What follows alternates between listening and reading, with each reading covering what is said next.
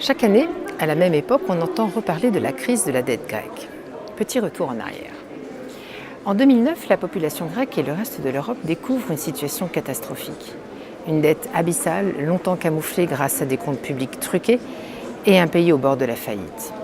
Depuis, et cela fait donc bientôt 8 ans que cela dure, des plans d'austérité succèdent aux plans d'aide internationale sur fond de récession. Où en est-on aujourd'hui ? Depuis 2010, les Grecs ont vu en moyenne leur salaire baisser de 35% et les pensions de 45%. Le produit intérieur brut a lui chuté de 27%. Le chômage est le plus élevé d'Europe à 23% et les jeunes quittent massivement le pays, faute de perspectives d'avenir.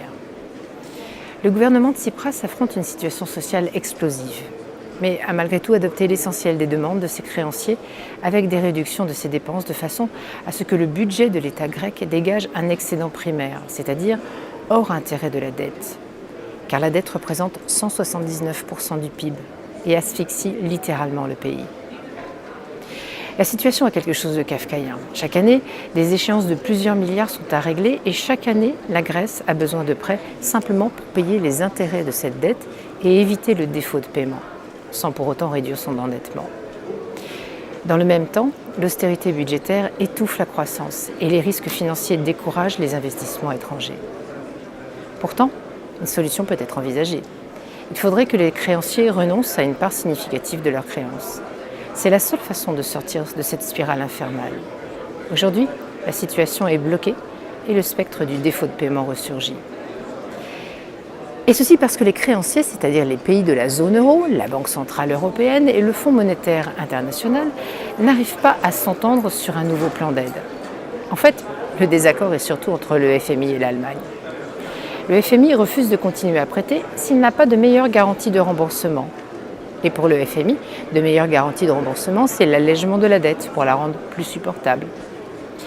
Pour l'Allemagne, en fait pour le tout-puissant ministre des Finances Wolfgang Schäuble, pas question de faire ce cadeau aux Grecs. Et pas question non plus de financer un plan d'aide si le FMI n'est pas associé à l'opération.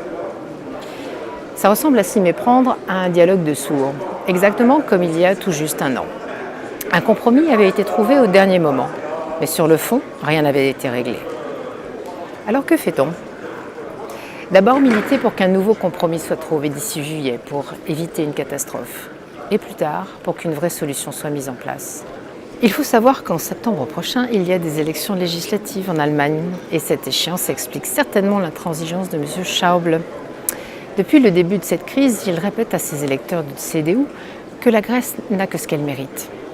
Rappelez-vous, en 2015, il voulait l'expulser de la zone euro et heureusement que le président français avait mis tout son poids dans la balance.